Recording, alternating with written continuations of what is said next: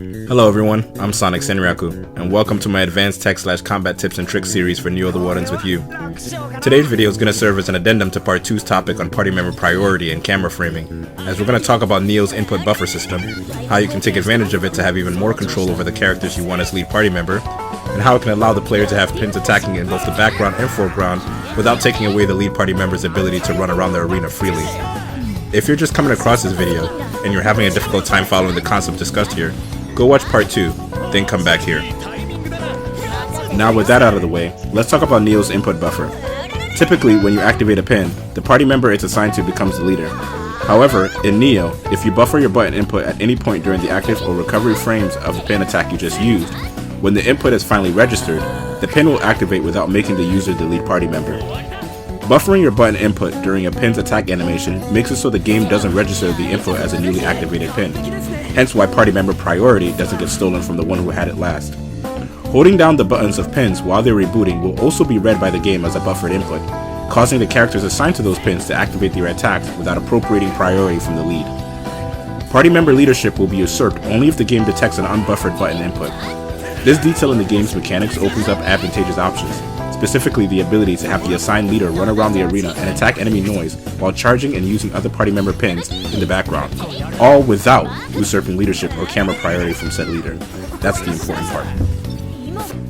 As the lead party member directs enemy aggro, the player is able to set up sneak attacks in the background or foreground, using the positional advantage to stage some cool follow-ups while continuously keeping the noise's attention on the lead party member. Remember that typically, whenever you activate a pin, the character usually teleports over to the location of the party member who was last assigned leadership.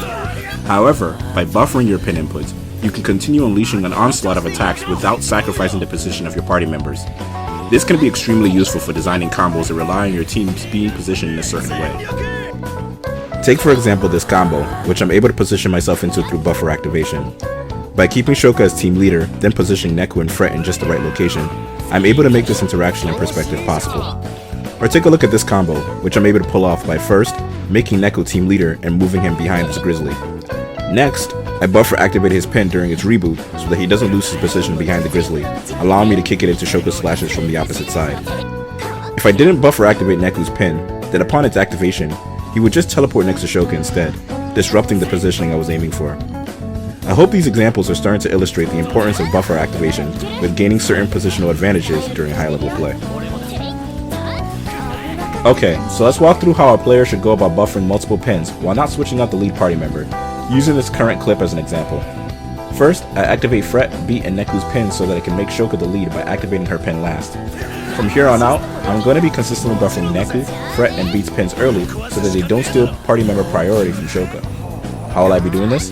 Well, for one, I need to be holding down the button inputs for Neku, Beat, and Fret while controlling Shoka. Every time I release the buttons to use Neku and Fret's pins, I need to immediately hold them down again while their attacks are going off, so that the game buffers my input and activates their pins again without assigning any of them as lead. The pin assigned in particular to Beat isn't a multi-use pin that requires a hold and release input to fire off like the ones assigned to Neku and Fret in this clip. Because Beat's pin unleashes his attack simply by holding, it's best to buffer activate it during pin reboot so that once the meter is replenished, Beat's attack can go off in the background while retaining my direct control over Shoka, which wouldn't be possible if I didn't buffer the inputs like this. Notice how I'm even able to attack with Shoka while maintaining all these pins in the background. I can even dodge around the stage, so as long as I keep Neku, Fret, and Beat's buttons held down to refrain from removing Shoka out of lead.